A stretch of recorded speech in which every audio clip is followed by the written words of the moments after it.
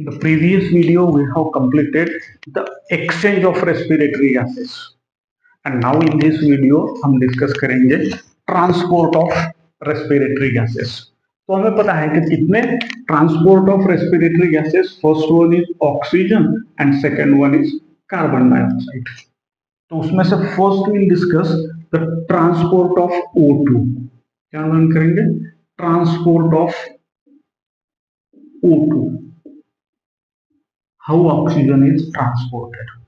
हमें पता है कि ट्रांसपोर्ट ऑफ जो गैसेस होता है O2 एंड CO2 कैसे होता है? Through blood. मतलब blood is the medium. Blood ही क्या है? Blood is the medium for transportation. Transportation करने के लिए जो मीडियम है, that medium is blood. So blood is the medium for the transportation of respiratory gases। कौन से? दोनों के दोनों।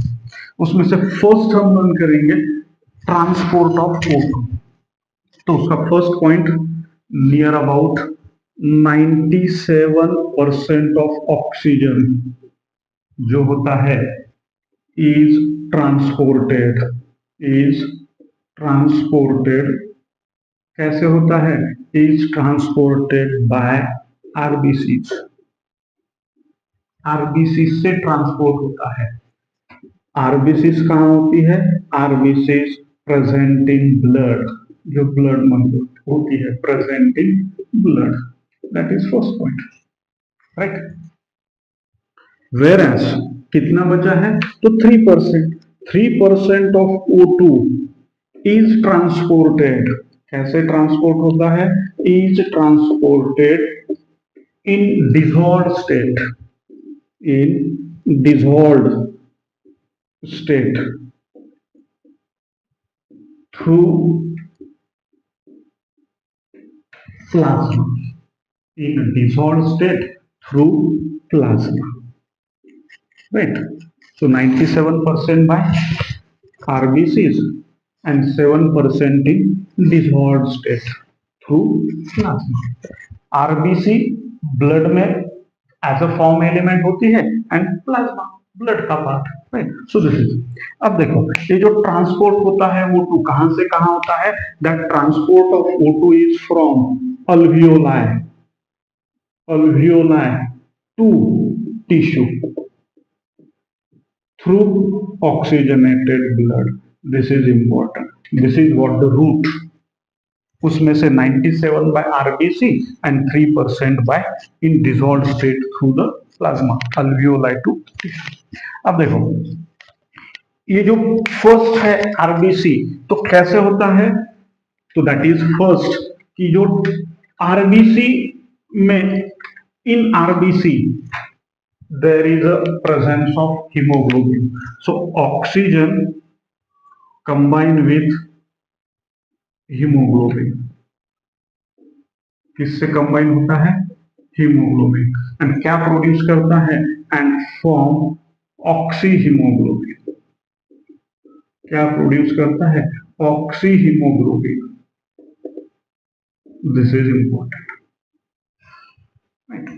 Oxygen combine with haemoglobin to form oxy haemoglobin. Haemoglobin क्या है? Haemoglobin is red coloured iron containing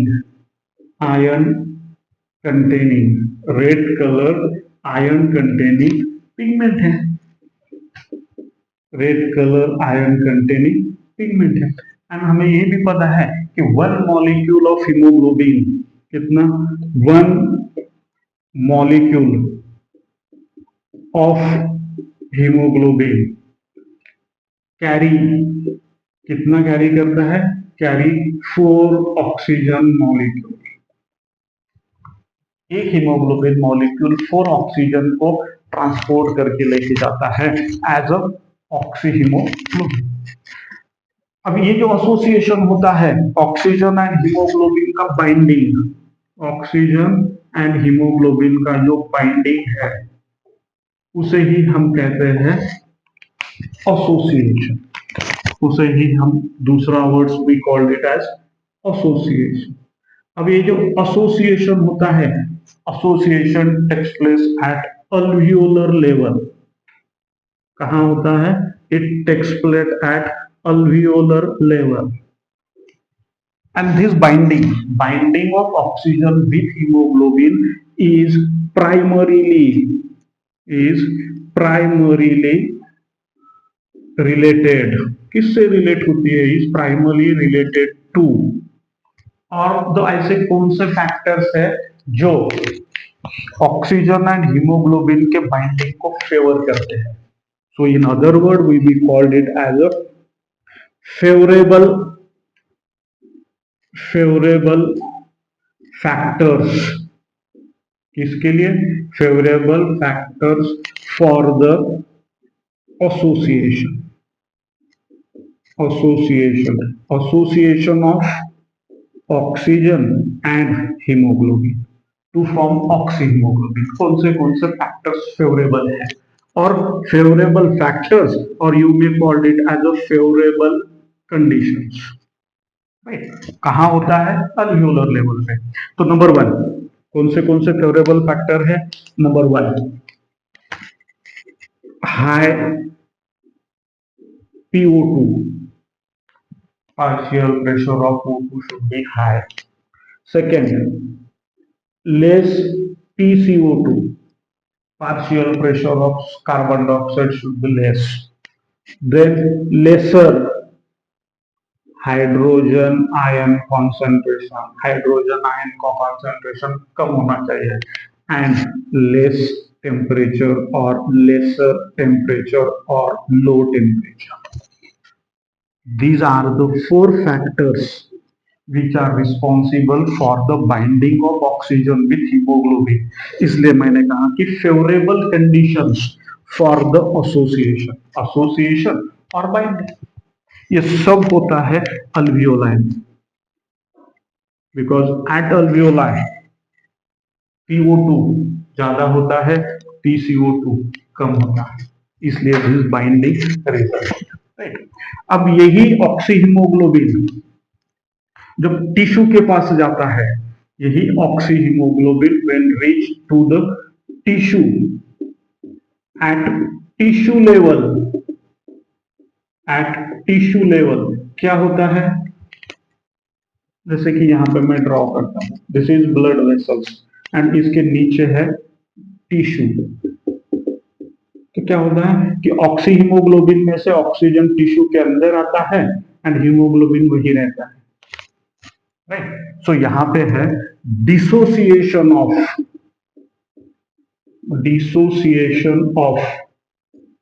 किसका dissociation होता है? Oxy haemoglobin. ऑक्सी हीमोग्लोबिन का क्या होता है? यहाँ पर डिसोसिएशन होता है, यहाँ पे बाइंडिंग हुआ। कहां पर? At alveolar level. But at tissue level क्या होता है? Dissociation of oxy haemoglobin, and dissociation होने के बाद ऑक्सीजन टिश्यू के अंदर जाता है एंड हीमोग्लोबिन ब्लड में ही रहता है, राइट? अब ये जो डिसोसिएशन होता है एट टिश्यू लेवल, उसके लिए भी कंडीशंस होते हैं, and that is what the favourable condition. कौन से फेवरेबल कंडीशंस हैं? Favourable conditions for dissociation, favorable conditions for dissociation of oxyhemoglobin. Number one, high PCO2, partial pressure of carbon dioxide should be high, and हमें पता है कि PCO2 tissue में ज्यादा होता है, इसलिए डिसोसिएशन होता है। सेकेंड, लो PO2, टिश्यू में पार्शियल प्रेशर ऑफ O2 कम होता है। Then higher hydrogen ion concentration ज्यादा होनी चाहिए। Fourth, high temperature, high temperature मतलब इसके अपोजिट, यहाँ पे हाई PO2, यहाँ पे हाई PCO2, यहाँ पे लेस PCO2, यहाँ पे लो PO2, यहाँ पे लेसर, यहाँ पर हायर, यहाँ पर लो टेम्परेचर, यहाँ पर हाई टेम्परेचर। सो डिसोसिएशन होता है and finally oxygen enter in the tissue. So this is all about the transport of O2. 97% by RBC. कहां से कहां ट्रांसपोर्ट होता है? Is transported from alveoli to the tissue through blood. And कौन सा blood होता है? That is oxygenated blood. Right, कौन सा होता है? Oxygenated blood. So 100 ml of oxygenated blood, कितना? 100 ml of oxygenated blood can deliver कितना? 5 ml of O2 to tissue. Atmospheric air से ऑक्सीजन आएगा अल्वियोलाई में, अल्वियोलाई से ऑक्सीजन जाएगा ब्लड में, वो ब्लड होगा oxygenated. So every 100 ml of oxygenated blood can deliver 5 ml of O2 to the tissue को देंगे। So this is all about the transport of oxygen. Now second कौन सा गैस है? Second is transport of carbon dioxide. Carbon dioxide का transport कैसे होता है? तो दैट इज द पार्ट तो हम डिस्कस करेंगे। सेकेंड, इसको मिटाता हूं so that we can use the board. अब है transport of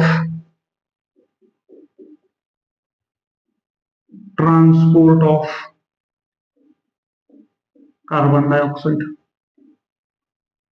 number 1, 20 to 25% of CO2 is transported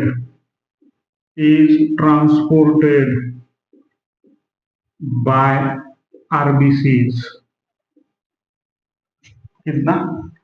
20 to 25% of CO2 is transported by RBCs, whereas 70% CO2 is transported as bicarbonate, right? कितना? 70% of CO2 is transported as bicarbonate, and remaining 7% of CO2 is transported in dissolved state। कैसे? in dissolved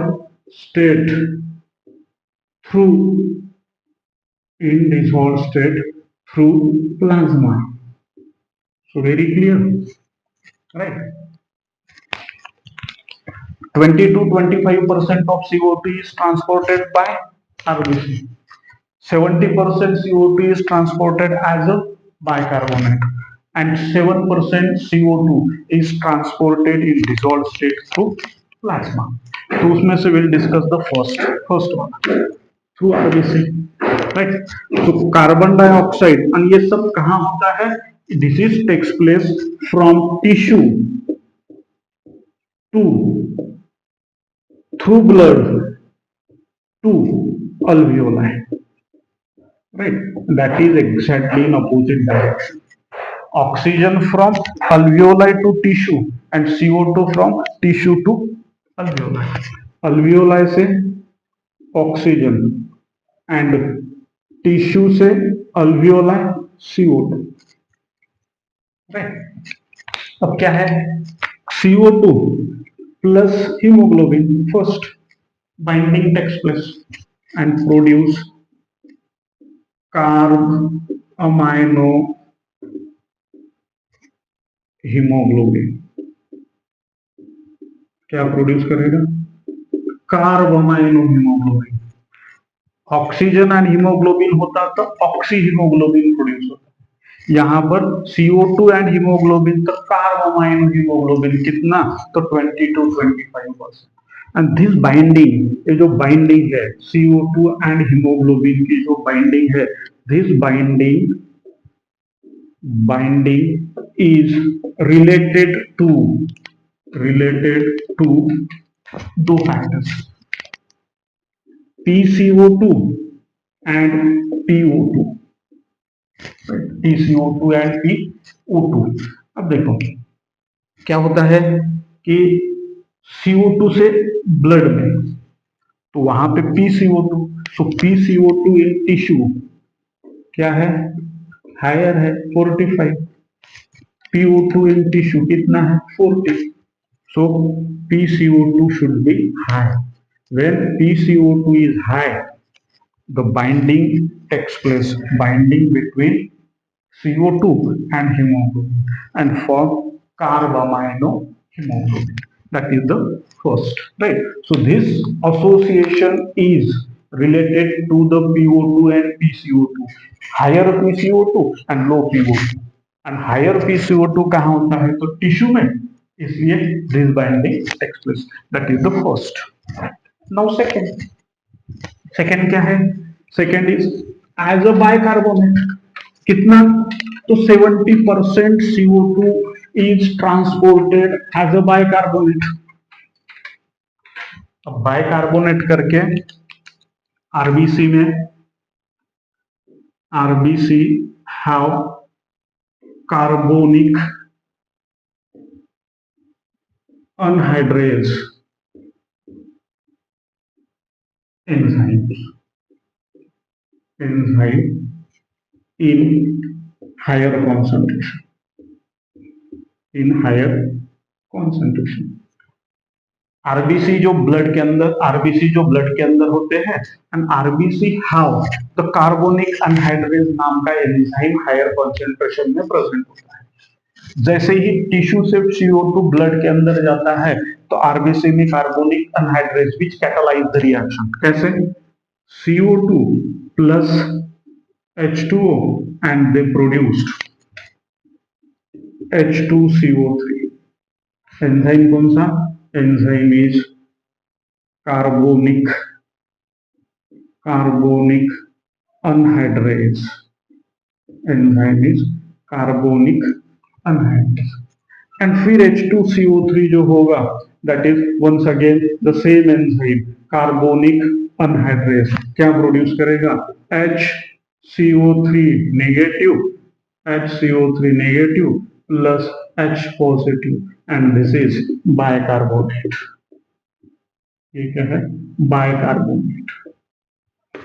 and this is irreversible manner.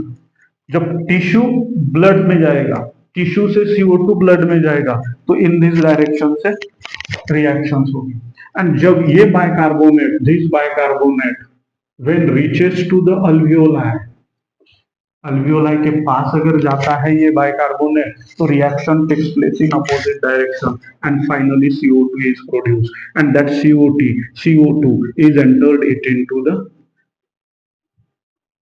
alveoli। कहाँ enter होगा, alveoli. जैसे ही tissue से, देखिए tissue से CO2 blood में जाएगा तो रिएक्शंस प्रोड्यूस होके बाइकार्बोनेट प्रोड्यूस होगा। एंड वही बाइकार्बोनेट जब अल्वियोलाई के पास जाएगा तो reactions proceed in this directions and finally once again CO2 is produced and which enter it into the alveoli। This is what the second mechanism, right? Enzyme कौन सा, carbonic anhydrase, and this carbonic anhydrase is also present in small quantity in RBC। Carbonic anhydrase is also present, is also present in small amount, कहाँ पर, small amount in plasma too, plasma में भी रहता है, right? So this is what the mechanism of transport of CO2। कहां से कहां जाता है ट्रांसपोर्ट, टिश्यू, टिश्यू से ट्रांसपोर्ट होता है, कहां ट्रांसपोर्ट होता है, transport it into alveoli through deoxygenated blood.